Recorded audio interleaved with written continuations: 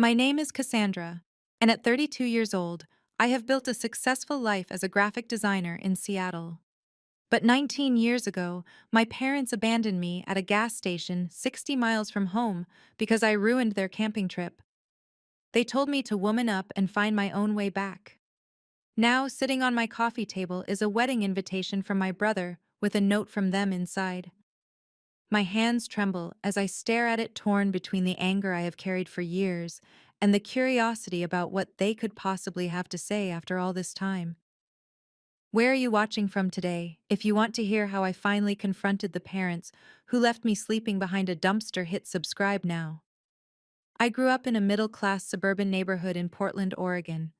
Our house was a tidy two-story with blue shutters on a street lined with similar homes and neatly trimmed lawns. From the outside, we looked like any other American family. But behind our front door was a household run on principles of toughness that bordered on cruelty. My father, Frank, had spent 8 years in the army before I was born. He brought that military discipline home with him and never quite left it behind. Every morning, beds had to be made with hospital corners. Every toy had its place. Every emotion had to be controlled. My mother, Linda, came from a household even stricter than the one she created with my father. Her parents were Depression-era survivalists who believed comfort made people weak. She often told stories of walking 3 miles to school in snow and working from the age of 12 to help support her family. Back then, kids knew what responsibility meant, she would say whenever I complained about chores or homework. We did not have time for tears. My brother Tyler was 3 years older and seemed perfectly suited to our parents' expectations. He was naturally stoic, athletic, and self-sufficient. He could fix his own bicycle by age 7, never cried when he got hurt playing sports, and seemed to intuitively understand the unwritten rules of our household. Our parents beamed with pride when his teachers commented on his maturity and independence. I was different. Sensitive from the start, I loved art stories and felt things deeply. When a bird hit our living room window, I held a funeral in the backyard. When a character died in a book, I cried for hours. My emotional nature was treated like a defect that needed correction. The incident started early. When I was 8, I began crying in a department store because I was tired and hungry after hours of shopping. Instead of addressing my needs, my father knelt down to my level, looked me straight in the eyes and said, "You are embarrassing yourself. We are going to the car. You can either come with us now or find your own way home." My mother nodded in agreement. "Time to grow up, Cassandra." They walked away, and I panicked, running after them through the store. That day, they did not actually leave me, but the message was clear. My feelings were inconvenient, and expressing them could result in abandonment. When I was 9, I went through a phase where I was afraid of the dark. I begged for a nightlight, but my parents refused. "Fear is a choice," my father said. "You are choosing to be afraid instead of choosing to be brave." For weeks, I lay awake in terror until exhaustion finally claimed me each night. Eventually, I learned to hide under my covers with a flashlight until I fell asleep. When they discovered this, they took the flashlight away. "You will never learn if we keep rescuing you," my mother explained.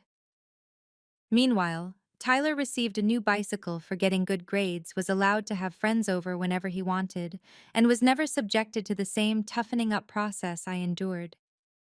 The disparity was obvious, but unaddressable in our household.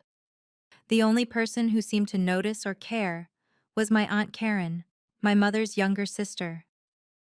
During occasional visits, she would bring me art supplies and books, things that nurtured my sensitive spirit instead of trying to crush it. She would slip me encouraging notes and whisper that it was okay to be exactly who I was. But these visits were too infrequent to counterbalance the daily message at home. There was something fundamentally wrong with me that needed to be fixed. By the time I turned 13, I had developed a quiet resistance. I learned to cry silently in the bathroom where no one would hear. I kept a journal hidden under a loose floorboard in my closet. I created an inner world where my feelings were valid, even as the outer world told me otherwise. But this resistance only made my parents double down on their efforts to toughen me up. The tension in our household was building toward a breaking point that none of us could have predicted. The summer I turned 13, my father announced we would be taking a rare family vacation to Crater Lake National Park. I was genuinely excited despite our family dynamics. The prospect of seeing Oregon's famous blue water and spending time in nature appealed to my artistic sensibilities. I packed my sketchbook and colored pencils, dreaming of capturing the landscapes. The problems began as soon as we piled into our Chevy Suburban early on a Saturday morning in July. The car was already hot, the vinyl seats sticking to the backs of my legs.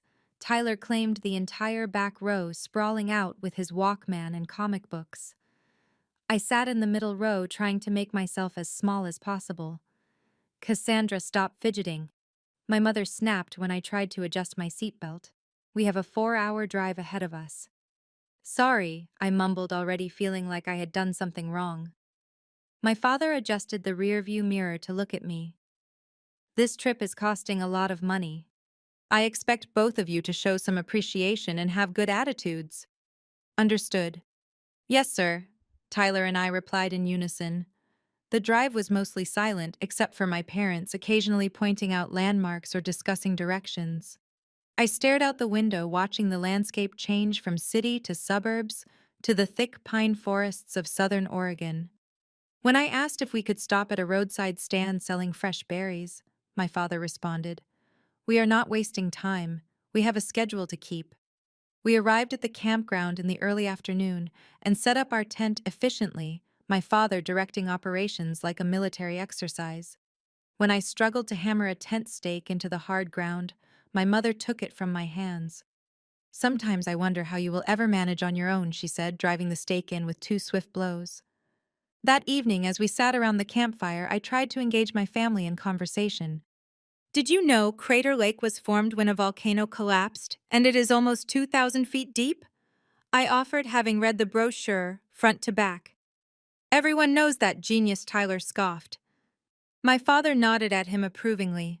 "Your brother has been reading about this place for weeks. He already told us all about it on the drive while you were daydreaming." I had not heard any such conversation, but stayed quiet, poking at the fire with a stick, until my mother told me to stop before I ruined dinner. The real trouble began the next morning, when my father announced a 6-mile hike around part of the crater rim. I had woken up feeling nauseated, possibly from the hot dogs we had eaten the night before, but I knew better than to complain. An hour into the hike, however, the combination of altitude, heat, and nausea became overwhelming.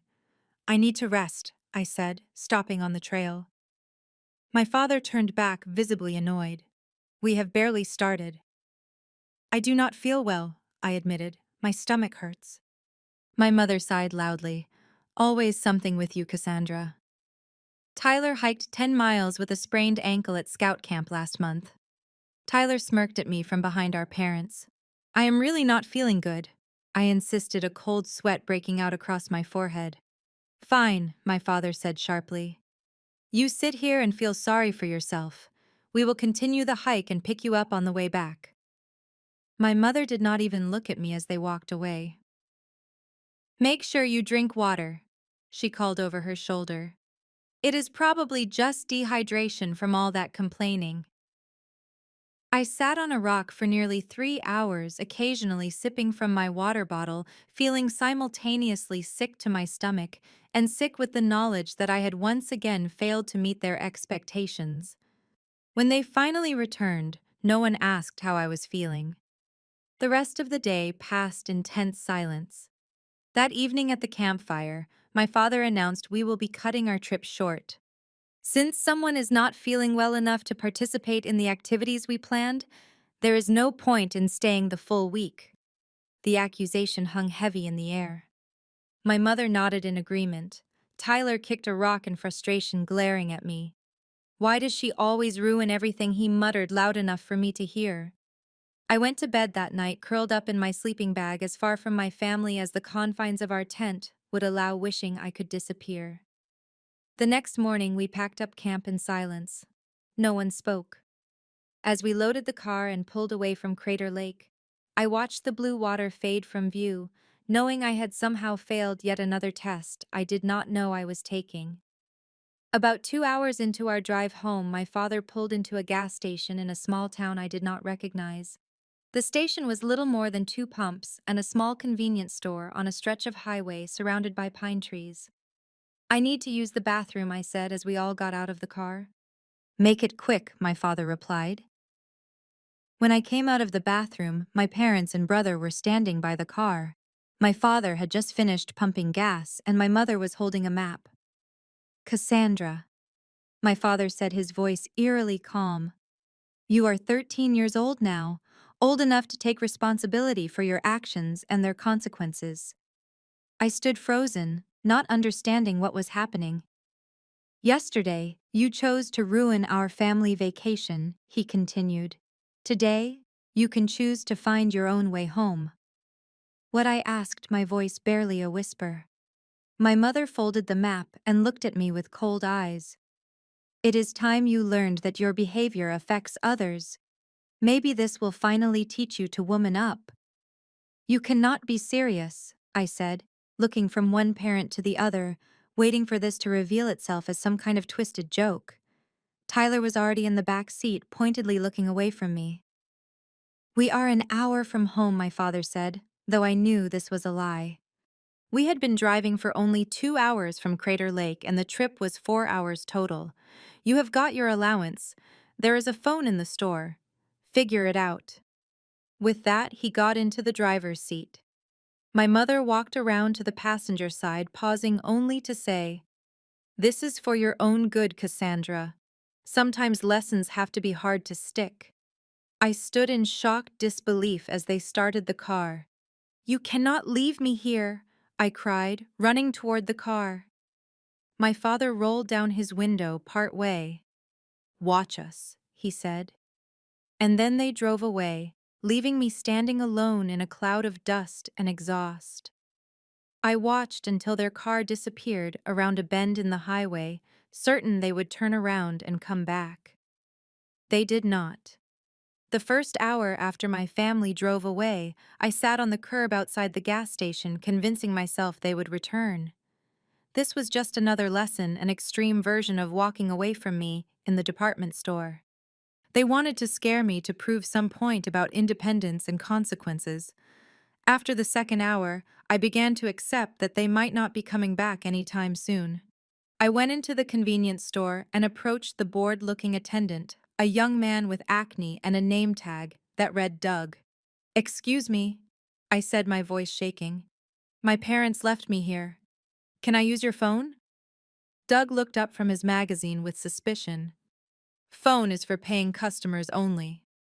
I dug into my pocket and pulled out my money, $7.25, my entire allowance for the week. "Can I buy something small and then use it?" He shrugged. "Whatever." I purchased a bottle of water for $1.50, leaving me with $5.75. Doug pointed to a payphone mounted on the wall near the bathroom. I called my home number first, letting it ring until our answering machine picked up. I left a message, my voice breaking. "It is Cassandra. I am still at the gas station. Please come get me." Then I hung up and tried again, thinking maybe they were screening calls. No answer. Next I tried my Aunt Karen, but got her answering machine as well. "Aunt Karen, it is Cassandra.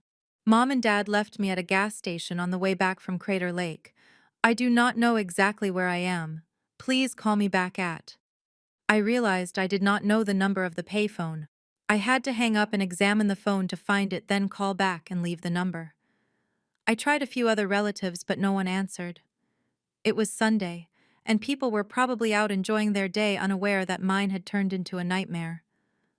I went back to Doug. "Do you know where I am exactly?" "Like the name of this town, Pine Creek," he answered without looking up. "About 60 miles south of Portland." 60 miles. I had been right.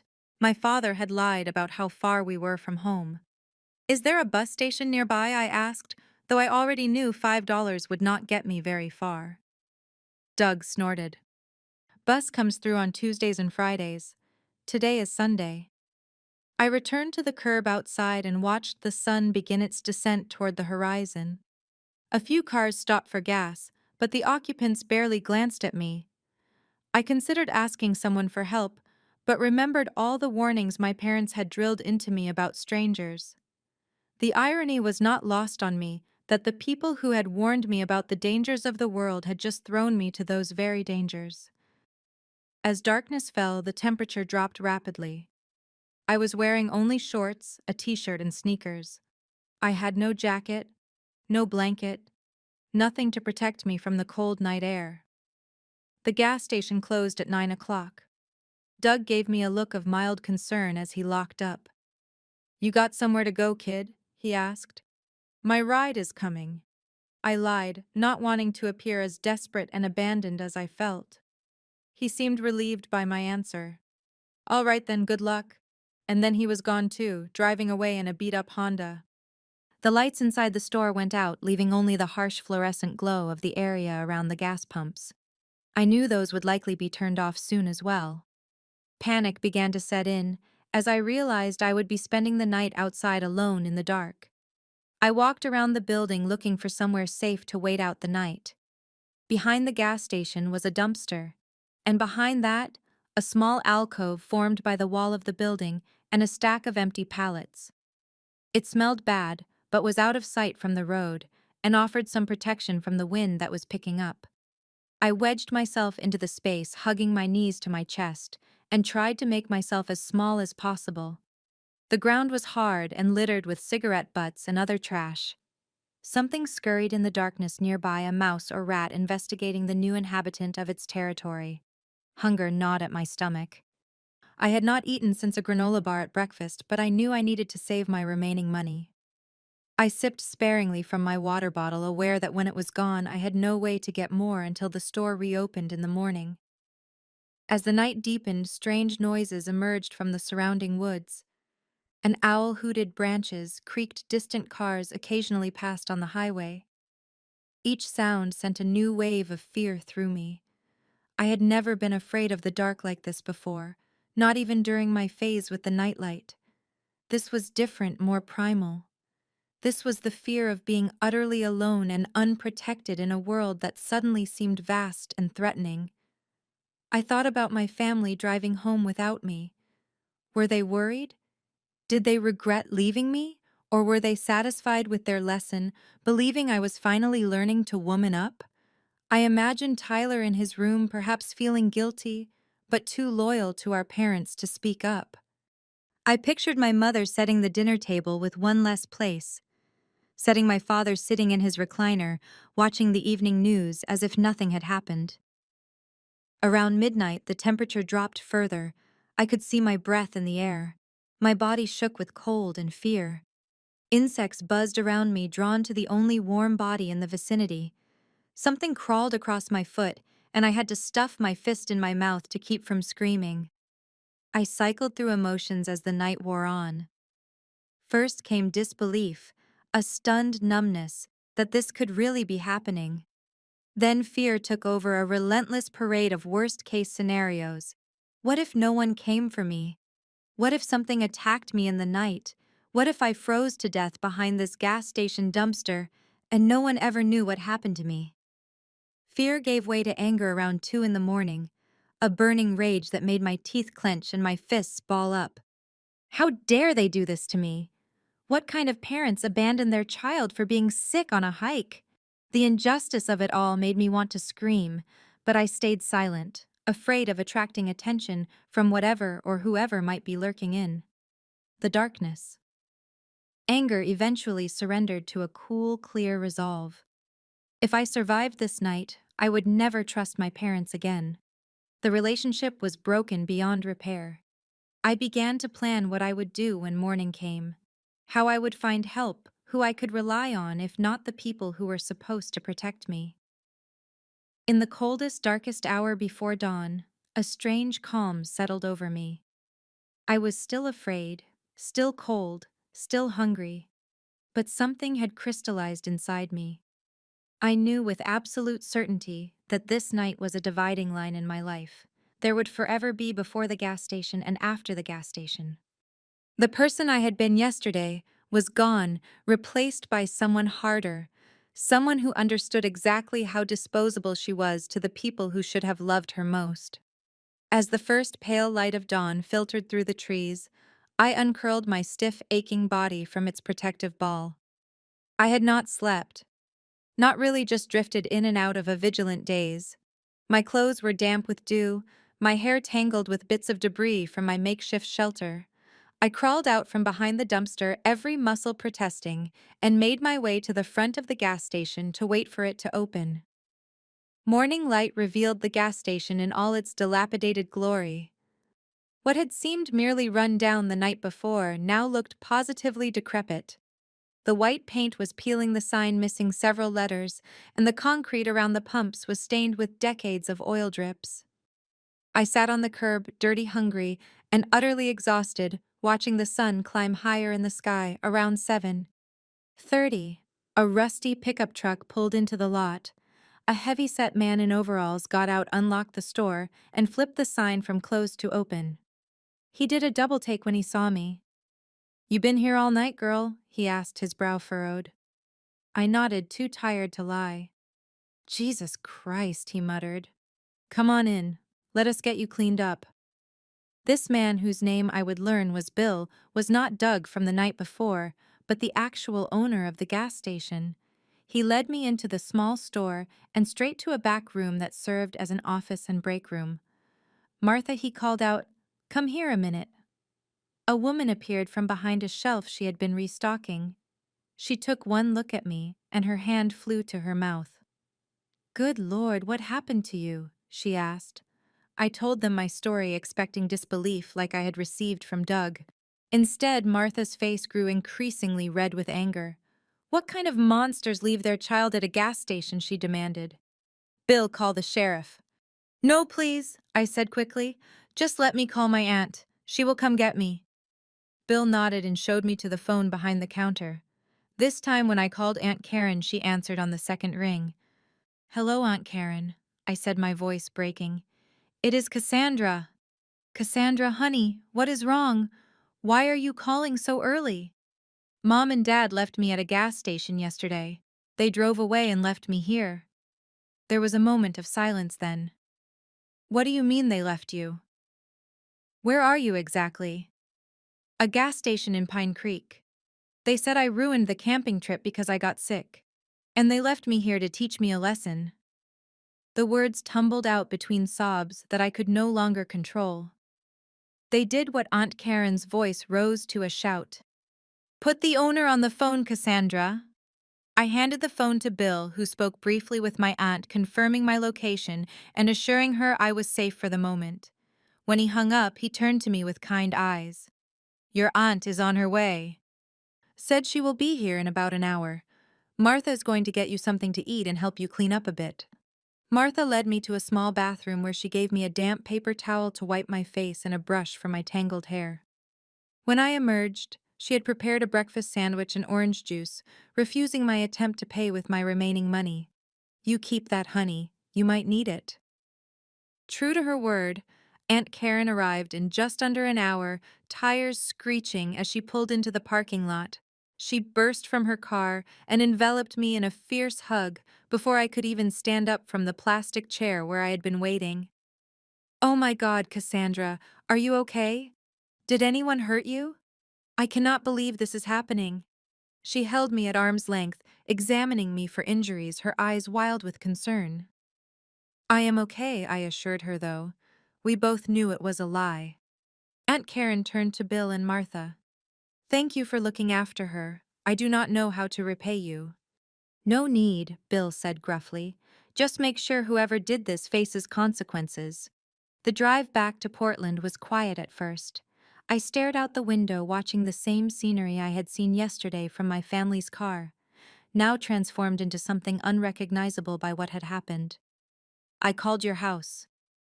Aunt Karen finally said, her knuckles white on the steering wheel. No answer. "We will try again when we get to my place." Her apartment was a small 2-bedroom in a complex on the east side of Portland. It was cluttered but cozy, filled with books and plants and colorful throw pillows. The exact opposite of my parents' austere, organized home. You can stay in the spare room as long as you need to, she said, showing me to a room that doubled as her office. Let us try your parents again. This time my mother answered on the fourth ring. Hello? Aunt Karen put the call on speakerphone. Linda, it is Karen. I have Cassandra with me. A pause. Oh, she called you. The casual tone, the complete lack of concern made my stomach clench. Yes, Linda, she called me. After spending the night behind a dumpster because her parents abandoned her at a gas station. What the hell were you thinking, Karen? You do not understand. Cassandra has been increasingly difficult. She needs to learn about consequences. Consequences. She is 13 years old. You left your child 60 miles from home with no shelter, no food, no way to get home. Do you have any idea what could have happened to her? We were teaching her self-reliance, my mother replied stiffly. Frank and I discussed it thoroughly. We knew she would figure it out. Figure what out, Linda? How to survive being abandoned by the people who are supposed to protect her. How to sleep outside in 40-degree weather. How to avoid being kidnapped or worse. You are overreacting. Cassandra has always been too sensitive. This is exactly the problem we are trying to address. I sat listening to my mother justify leaving me behind, and something inside me went cold and still. This was not a parent who had made a mistake in the heat of anger. This was a calculated decision. They had discussed it thoroughly. They had planned to abandon me. I want to talk to her, I said suddenly. Aunt Karen looked at me with concern but handed me the phone. Mom, I said, my voice steadier than I expected. Are you and Dad coming to get me, Cassandra? My mother replied, her tone suddenly gentle in a way that sent chills down my spine. This was a lesson you needed to learn. When you are ready to apologize for ruining our trip and demonstrate that you understand the importance of thinking about others, we can discuss you coming home. In that moment, I knew I would never go back. I slept behind a dumpster last night, I said quietly. I was cold and scared and alone. Is that what you and Dad wanted? Sometimes the most important lessons are the hardest ones, she replied. When you are ready to come home and follow our rules, you know our number. I handed the phone back to Aunt Karen, who proceeded to have the most explosive argument I had ever heard her engage in with my sister. Words like neglect, abuse, and authorities were thrown around. By the end, it was clear that I would be staying with Aunt Karen indefinitely, and she would be seeking emergency temporary custody. The following days were a blur of activity. Aunt Karen took me to a doctor who documented my physical condition, including the insect bites, scratches, and mild hypothermia I had suffered. We met with a social worker who took detailed statements about what had happened and about my life at home leading up to the incident. Aunt Karen hired a lawyer, dipping into her savings to pay the retainer. 3 days after my rescue, we went to my parents' house to collect my belongings. Aunt Karen insisted that a police officer accompany us, which turned out to be a wise precaution. My parents were coldly civil, watching with stony faces as I packed clothes, books, and a few treasured possessions into garbage bags. My brother Tyler hovered in the hallway, looking conflicted. When our parents stepped away to speak with the officer, he slipped into my room. Cass, he whispered, I did not know they were really going to leave you there. I thought they were just trying to scare you. I looked at him, this brother, who had always been their favorite, who had sat silent in the car as they drove away from me. But you did not say anything. You just let them do it. He stared at his feet. I know. I am sorry. It was the first and only apology I would get from anyone in my family.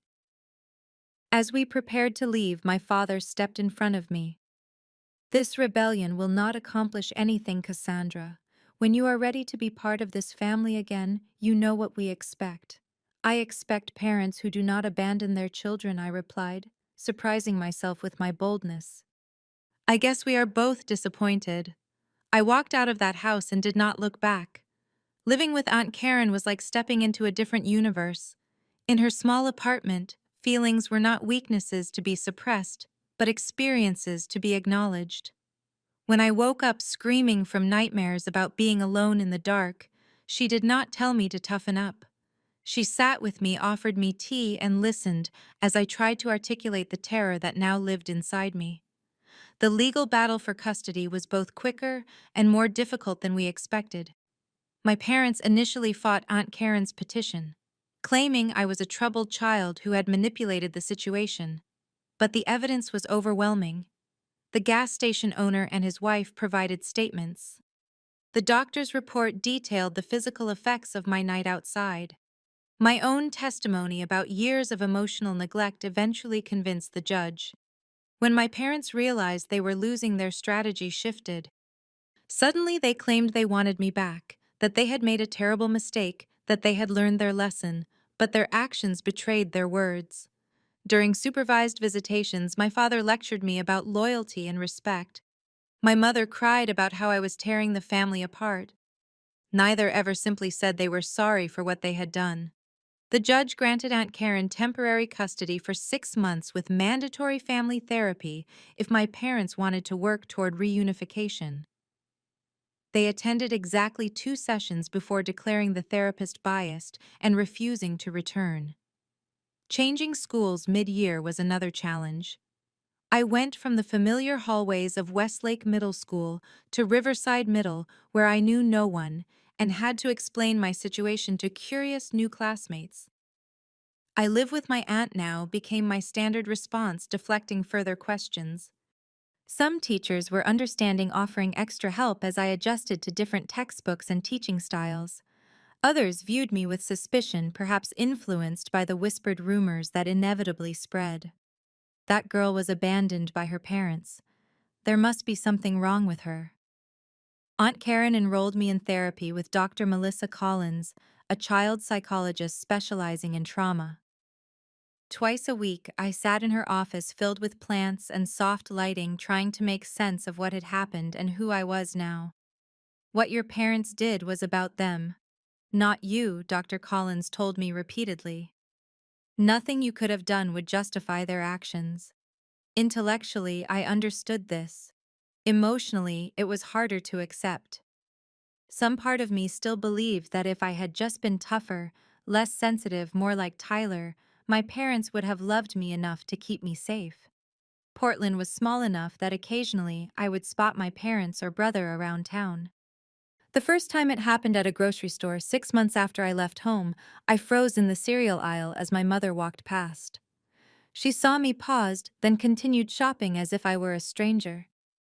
The casual dismissal hurt more than a confrontation would have.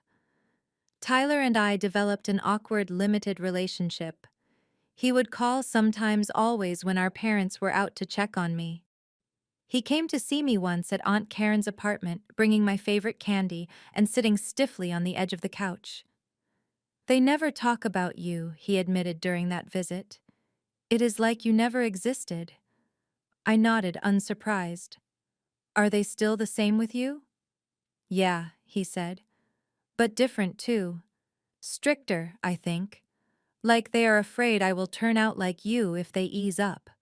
By the time I entered high school, the temporary custody arrangement had become permanent. My parents stopped fighting it, perhaps realizing it was easier for everyone this way. They could maintain their image of perfect parenting without having to deal with their imperfect child. I could heal without the constant pressure to be someone I was not. Aunt Karen became my rock, my safe harbor. She came to every school play, celebrated every achievement, held me through every setback. She worked extra shifts at the hospital, where she was a nurse, to provide for me, never once making me feel like a burden. "You are a gift," she would tell me. "Not a responsibility, not an obligation. A gift." Academically, I threw myself into my studies, finding that focus and achievement provided a sense of control I desperately needed. Art remained my passion, but I discovered a talent for writing as well. My English teachers encouraged me to submit essays to contests, and when I won a statewide competition in my junior year, Aunt Karen framed the certificate and hung it on our refrigerator. My parents did not acknowledge the achievement, though I knew Tyler must have told them. Their silence was another form of abandonment, but by then I had stopped waiting for their approval. Dating proved complicated as I got older. Trust did not come easily to me. and physical intimacy triggered panic attacks I could not always explain to confused boyfriends. Doctor, doctor. Collins helped me navigate these waters, teaching me how to communicate my boundaries and recognize when fear was protecting me versus when it was limiting me. The night at the gas station taught you that people who are supposed to love you can hurt you, she explained.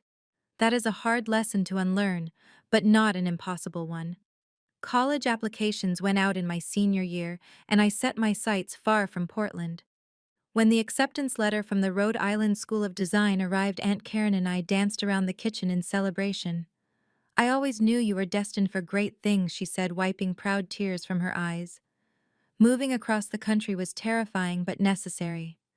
I needed to prove to myself that I could survive, even thrive, on my own terms. The irony was not lost on me that in trying to force me to woman up, my parents had set in motion the very independence they claimed to value, just not in the way they intended. College was transformative. Surrounded by other creative souls, I found my tribe. People who understood sensitivity as a strength, not a weakness. I studied graphic design, discovering a passion for visual storytelling that would eventually become my career. I returned to Portland only for brief visits during those 4 years. Each time the city felt less like home and more like a museum of painful memories.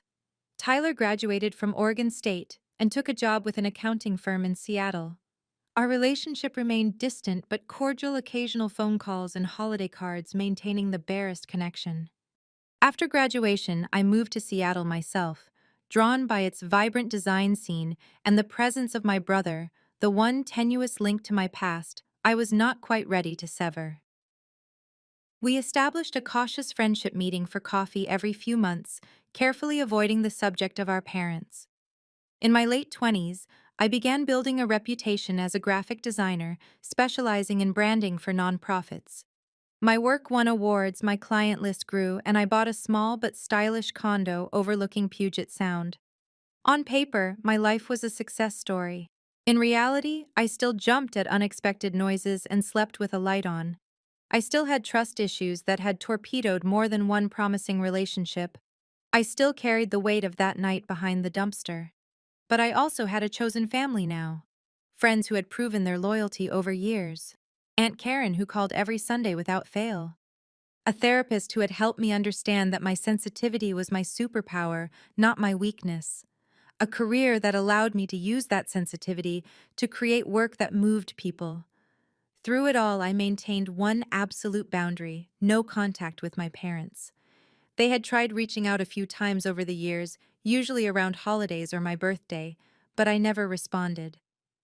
The wall between us was one of my own building, and I had no interest in creating a door. Until the day 19 years after they abandoned me, when the wedding invitation arrived. The package arrived on a Tuesday in May, a plain brown envelope with my brother's neat handwriting on the address label. I was not expecting anything from Tyler, our last communication having been a brief text exchange at Christmas, so I opened it with mild curiosity. Inside was a cream-colored envelope with elaborate calligraphy, Miss Cassandra Mitchell. Sliding my finger under the flap, I pulled out a thick cardstock invitation announcing the wedding of Tyler Mitchell to Jessica Chen, to be held in Portland in 6 weeks' time. My first reaction was happiness for my brother. In our infrequent conversations, he had mentioned Jessica several times, a kindergarten teacher he had met through volunteer work. She sounded kind and grounded, exactly what Tyler needed. But as I set the invitation on my coffee table, something else fell from the envelope. A smaller, plain white envelope with simply Cassandra written on it in handwriting. I recognized immediately. My mother's precise, teacher-like script. My hands began to shake as I stared at it. 19 years since I had seen those neat, controlled letters. 19 years since I had any direct communication with either of my parents. Why now? What could they possibly have to say that I would want to hear?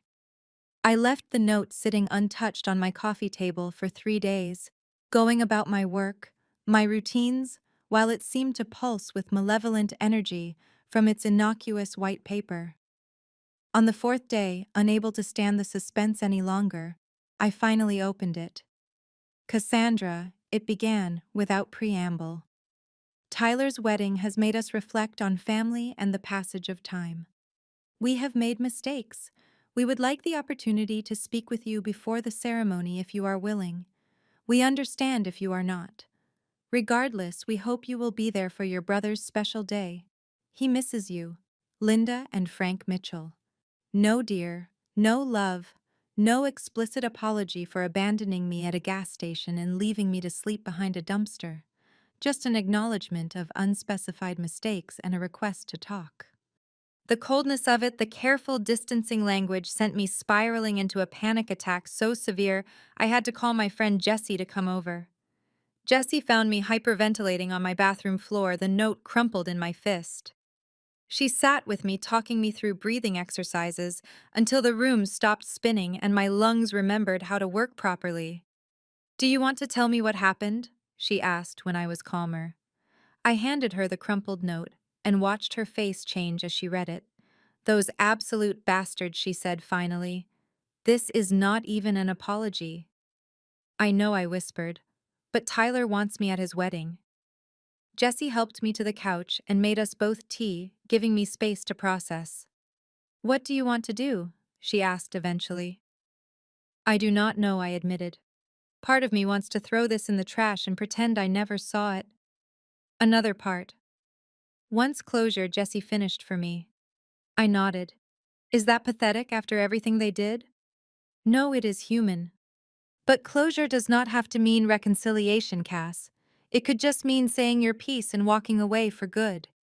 That night I called Dr. Lisa Warner, the therapist who had taken over my care when I moved to Seattle. She fit me in for an emergency session the next morning. "This is a significant trigger," she acknowledged as I showed her the note. "How are you feeling about it?" "Angry, scared, confused, like I am 13 again, and powerless."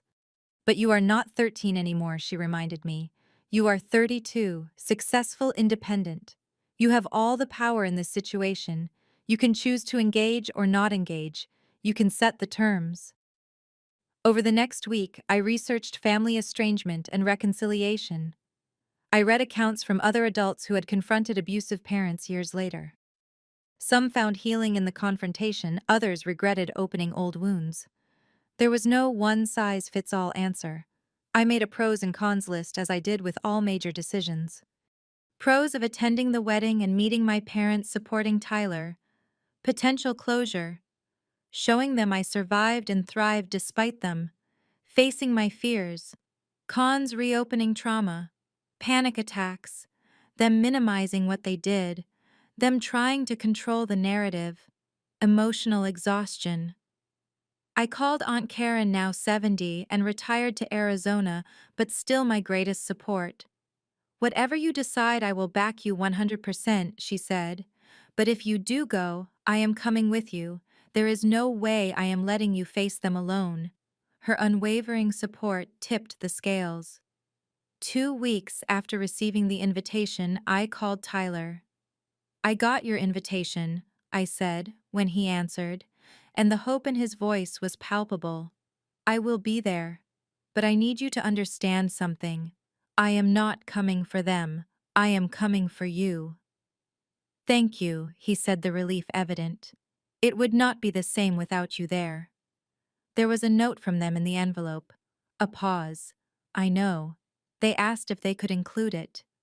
They want to meet before the wedding." Another pause, longer this time. "They have changed, Cass. At least I think they have. Getting older, seeing friends their age become grandparents. It has made them reflect, I think." I was not convinced, but I also knew Tyler had his own complicated relationship with our parents. He had been the favored child, but also a witness to my mistreatment. His loyalty had always been divided. "I will think about meeting them," I said finally, "but I am not promising anything." After consulting further with Dr. Warner, I made my decision. I would meet my parents, but only under specific conditions, in a public place with Aunt Karen present and for a limited time. I would hear what they had to say what I needed to say, and then decide about further contact. I booked flights for myself and Aunt Karen. I reserved hotel rooms not willing to stay with Tyler and risk running into our parents unexpectedly. I wrote out what I wanted to say, practicing with Dr. Kalisa Warner until I could deliver the words without breaking down. As the date approached, my anxiety increased. I had nightmares about being abandoned again, about being 13 and alone in the dark. I threw myself into work during the day, trying to exhaust myself enough to sleep at night. I doubled my therapy sessions and practiced meditation techniques to manage the panic attacks that came with increasing frequency. A week before the wedding, I received a text from Tyler. "They're looking forward to seeing you. Thank you for giving them this chance." I stared at the message for a long time before responding. I haven't decided anything beyond hearing what they have to say. The night before our flight to Portland, I stood at my bedroom window looking out at the Seattle skyline. 19 years of building a life of healing, of becoming someone my 13-year-old self could be proud of. Was I really going to risk all that progress for people who had thrown me away like garbage? But then I thought of that scared girl behind the dumpster, and I knew she deserved to be heard. If nothing else, I would speak for her. The flight to Portland was turbulent, matching my internal state. Aunt Karen held my hand during takeoff and landing, her arthritis gnarled fingers still strong and reassuring. We checked into our hotel downtown, a sleek high-rise far removed from the suburban neighborhood where I had grown up. "How are you holding up?" Aunt Karen asked as we unpacked. Terrified, I admitted, but resolved. We had arranged to meet Tyler for coffee that afternoon before the rehearsal dinner that evening, which I had chosen not to attend. He was waiting for us at a cafe near Powell's Books, a neutral location that held no memories for me. The man who stood to greet us bore little resemblance to the brother I remembered. At 35, Tyler had filled out his formerly lanky frame. Now solid, his dark hair was already receding slightly, and he wore wire-rimmed glasses that gave him a scholarly look, but his nervous smile was familiar. "Aunt Karen," he said, embracing her warmly before turning to me with more hesitation. "Cass, you look amazing." I accepted his awkward hug, noting the expensive watch on his wrist, the designer's shoes. Tyler had done well for himself, apparently. "Congratulations on your engagement," I said as we sat down. "Tell me about Jessica." He relaxed, visibly happy to talk about his fiancée. "She is wonderful. Patient, kind, funny. You will love her." I nodded, though I was not sure I would have the emotional bandwidth to form any new connections on this trip. Eventually, the conversation turned to the reason for my visit. "Mom and Dad are nervous about tomorrow," Tyler said, fidgeting with his coffee cup. "They are not sure what to expect." "That makes two of us," I replied. "What exactly do they want from this meeting, Tyler? Because their note was not exactly forthcoming." He sighed. "They want to apologize, I think." "In their own way." "Their own way," I repeated flatly. Like abandoning me was just a difference in parenting styles. "Cass," he began, but Aunt Karen cut him off. "Tyler, you know what they did was inexcusable. Not strict parenting, not a tough lesson. Child abandonment, abuse." He had the grace to look ashamed. "I know. And I think deep down they know too. They are just not good at admitting when they are wrong." "Understatement of the century," I muttered. We parted with plans to meet at the restaurant the next morning. I spent a restless night waking from nightmares where I was still 13, still alone, still waiting for someone to come back for me. The restaurant Tyler had chosen was upscale, but not pretentious, with large windows overlooking the Willamette River. Aunt Karen and I arrived 15 minutes early at my insistence. I needed to be there first to have the psychological advantage of watching them walk in rather than having them watch me. "Remember," Aunt Karen said as we were seated, "you are in control. We can leave at any time." I nodded, my throat too tight for words. My hands trembled slightly as I sipped water, and I kept my eyes fixed on the entrance. At exactly 11 o'clock, they walked in. 19 years had transformed them from the towering authority figures of my childhood into what they truly were, just ordinary people in their 60s. My father's military posture had softened with age, his shoulders slightly stooped, his once dark hair now silver. My mother looked smaller than I remembered, her face lined, her hands spotted with age marks. They scanned the restaurant with identical expressions of apprehension until Tyler, who had arrived moments before them, pointed in our direction. I watched their faces as they registered my presence. My mother's hand went to her throat in a gesture I remembered from childhood. My father's jaw tightened, then deliberately relaxed. They approached our table with measured steps. "Cassandra," my mother said, her voice catching slightly, you look well." "Karen," my father acknowledged my aunt with a curt nod, which she did not return. An awkward silence fell as they took their seats. Tyler looked between us all with the desperate expression of someone who had made a terrible mistake. "Thank you for agreeing to meet us," my father finally said, his voice gruffer than I remembered. I had rehearsed this moment for weeks, but now that it was here, all my carefully prepared statements evaporated. "Why now?" I asked simply. "After 19 years, why reach out now?" My parents exchanged glances. "Tyler's wedding," my mother began. "It made us realize. That time is passing," my father finished for her. "That family is important." Family. I repeated the word, bitter on my tongue. "You abandoned me at a gas station when I was 13 years old. You left me to sleep behind a dumpster. You never came back for me. You never even called to see if I was alive or dead. And now you want to talk about family." My mother flinched. "We thought you would call someone, find a way home." I was 13. My voice rose despite my determination to stay calm. I had $7.25 in my pocket. It was 60 miles to Portland.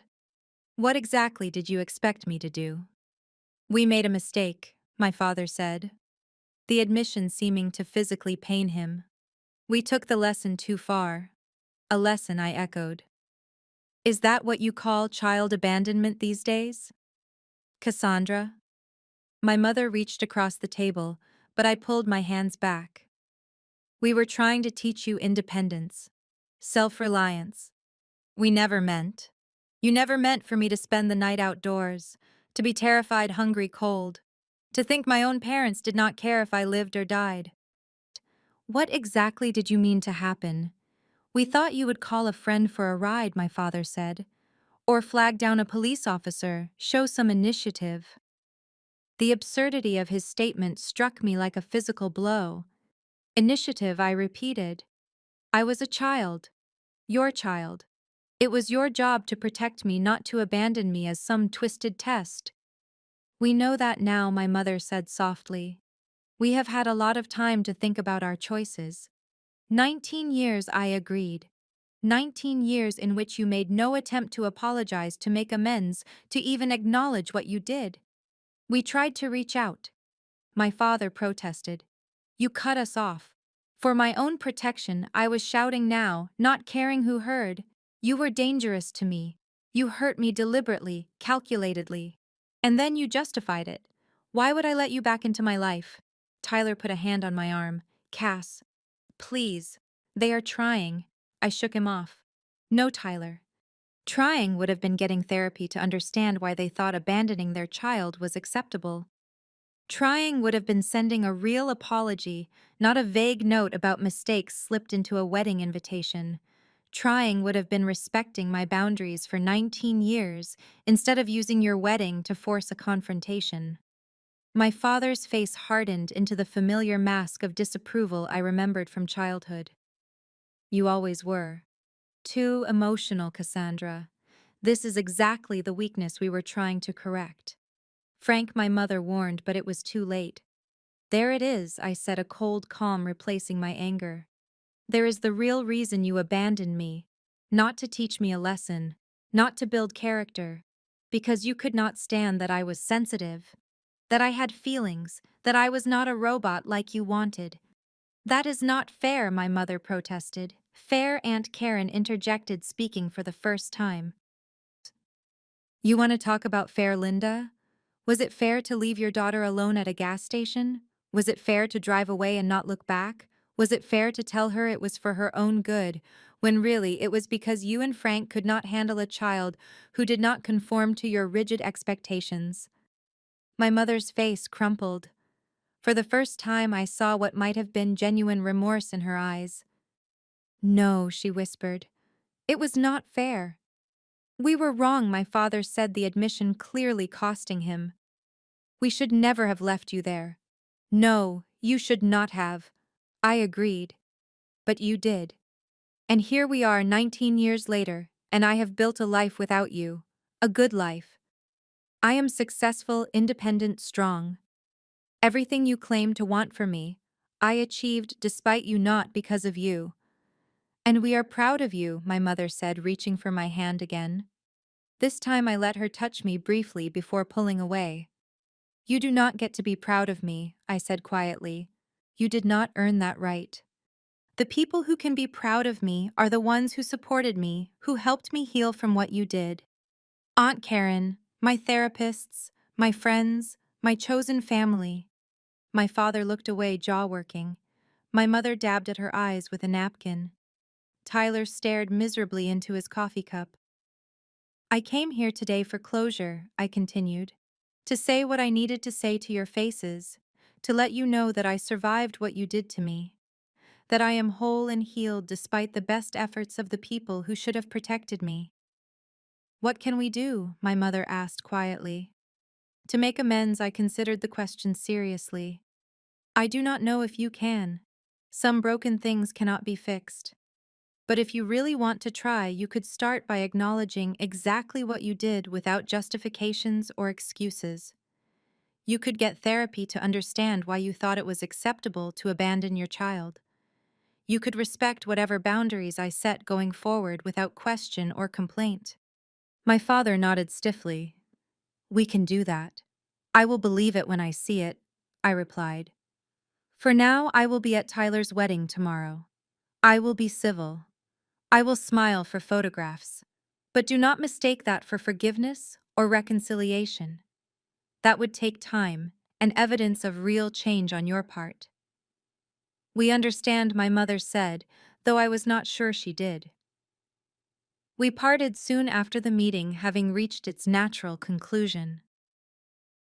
As they walked away, my father's hand on my mother's elbow, guiding her through the tables, I felt a curious lightness.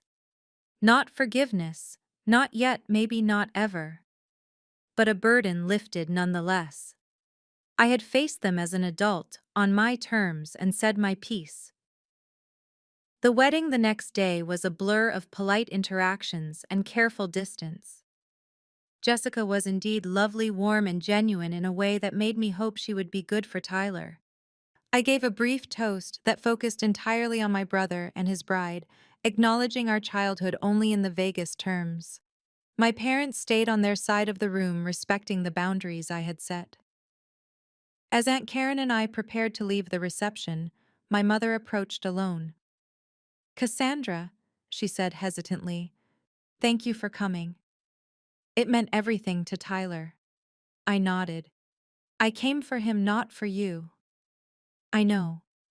She twisted her hands together, a nervous gesture I had never seen from her before. I wanted to say, what happened that night? At the gas station, I have imagined it 1,000 times. What it must have been like for you. How scared you must have been. I am so sorry, truly sorry. It was the most direct apology she had ever offered, and something in me responded to the sincerity in her voice. Thank you for saying that, I said finally. Would it be all right if I called you sometimes? She asked. Just to talk. I considered the request. You can email me, I offered. Let us start there and see how it goes. Her face brightened slightly. I would like that very much.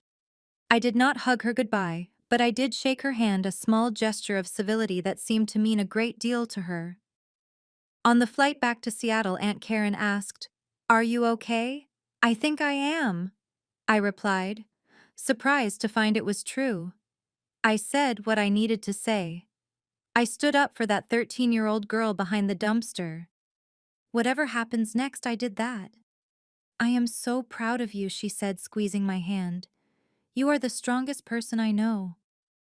Back in Seattle, I returned to my life, my work, my routines. But something had shifted inside me. The past would always be part of me, but it no longer defined me. I was not just the girl who had been abandoned. I was the woman who had survived, thrived, and finally confronted her abandoners. 2 weeks after the wedding, an email arrived from my mother. It was awkward, formal, full of weather reports and impersonal news. But it was something. I waited 3 days before sending a brief, equally impersonal reply. Would these small exchanges lead to real reconciliation? I did not know. But I did know that I was approaching them from a position of strength, now not the desperate need for approval that had defined my childhood. I would accept nothing less than genuine remorse and respect for my boundaries. The journey of healing is never really complete.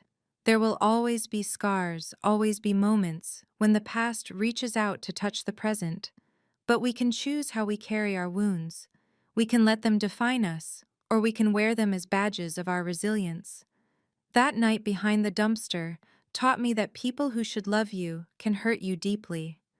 But the years since have taught me an equally important lesson. You can build a life filled with chosen family who will never leave you behind. So tell me, have you ever had to confront someone who hurt you in the past? Did you find closure or more pain? Share your experience in the comments below. And if this story resonated with you, please like, subscribe, and share it with someone who might need to hear that they too can survive what once seemed unsurvivable. Thank you for listening to my story. And remember, your worth is not determined by those who failed to see it. You are stronger than what happened to you.